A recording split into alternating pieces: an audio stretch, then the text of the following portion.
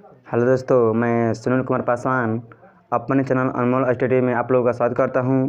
आज हम लोग इस वीडियो में कक्षा 10 के अध्याय 8 की प्रश्न संख्या 8.1 की प्रश्न संख्या 3 करेंगे, जिसमें बोर्ड पर लिखा गया पहला तीसरा क्वेश्चन कि साइन ए बराबर दिया 3/4 का दिया गया। यहाँ पर साइन ए बराबर 3/4 तो कॉस ए और टैन ए का मान ज्ञात कीजिए का दिया गया। यहाँ पर क्वेश्चन में दिया गया कि साइन ए बराबर 3/4। तो सबसे पहले जो दिया गया ना हम लिखे क्या दिया गया साइन। तो हमने पहले वीडियो में पढ़ा था कि साइन थीटा बराबर होता था लंब बटा में क्या होता है कोण, यानी कि हमने लंब का मान दिया है 3 और कोण का मान दिया है 4। तो हमसे पूछा गया कॉस ए और टैन ए।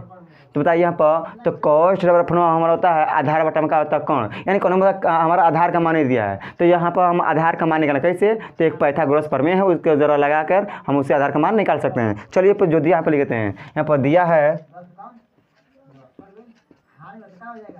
गया है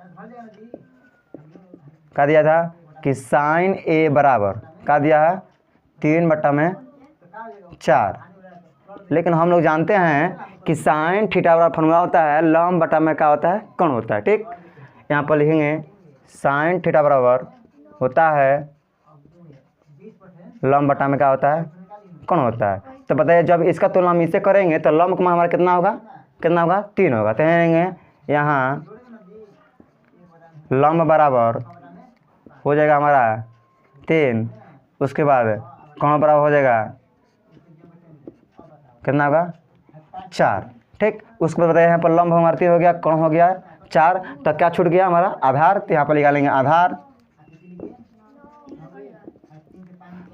समझने की बात है यहाँ पर एक है, देखिए यहाँ पर कब हम लोग त्रिभुज का निर्माण करेंगे, जब हमारा ना यहाँ पर देखिए थीटा दिया है ए दिया है, ठीक है ए दिया है। अगर इस जो क्वेश्चन पूछा गया अगर इसमें थीटा परिवर्तन हो तो हम लोग क्या करें, यहाँ पर ना एक त्रिभुज का निर्माण करेंगे। देखिए यहाँ पर थीटा सेम है तो त्रिभुज निर्माण करने की बात यहाँ पर जरूरत है। ठीक है, यहाँ पर थीटा में अगर फर्क हो तो हम लोग त्रिभुज का निर्माण करेंगे। ठीक है, लेकिन यहाँ पर थीटा ए तो इसमें भी ए है इसमें है, तो त्रिभुज निर्माण नहीं करेंगे तो वो बन जाएगा हमारा सवाल बन जाएगा। तो यहाँ आसानी से हम क्या करते हैं, यहाँ पर देखिए लंब का मान कितना हो गया 3 हो गया, कोण हो गया 4, आधार का मान नहीं दिया है तो आधार निकालिए यहाँ पर कैसे। तो यहाँ पर पाइथागोरस फॉर्मूला लगता है, यहाँ पर तो लगाएंगे पाइथागोरस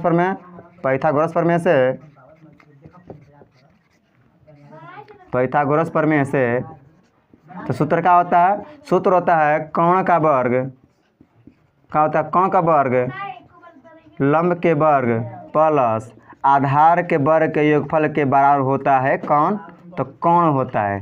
ठीक, तो यहाँ पर देखिए कोण का मान कितना दिया गया था सवाल में 4 देता है, लिखिए 4 के वर्ग बराबर उसको लंब कितना दिया है, लंब का मान 3 दिया है तो 3 के वर्ग, आधार का मान दिया, आधार तुमको निकालना था, आधार यहाँ पर सेम टू सेम छोड़ दिया जाएगा।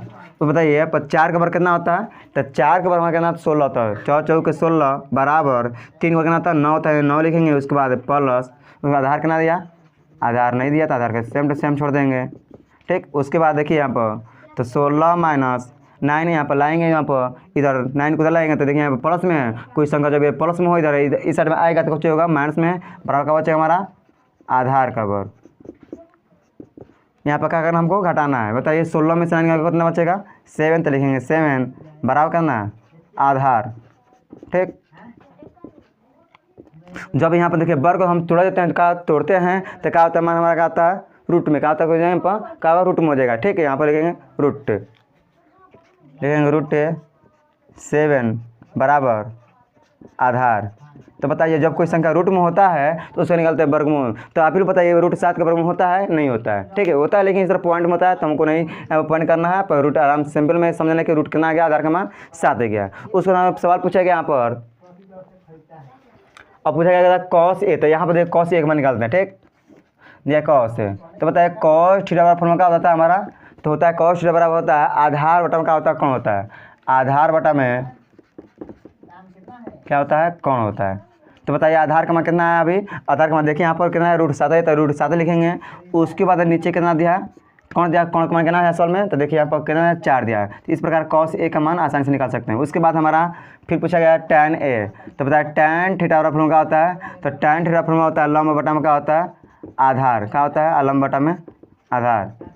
ठीक, तो लंब बताए कितना लंब, तो लंब कितना था 3 था, 3 रखेंगे।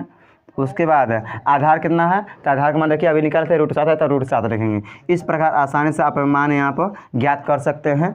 हमारा वीडियो हमारा कंप्लीट हो गया। यदि आपको ये समझ में आया है तो मेरे चैनल को लाइक और सब्सक्राइब करना ना भूलें। धन्यवाद।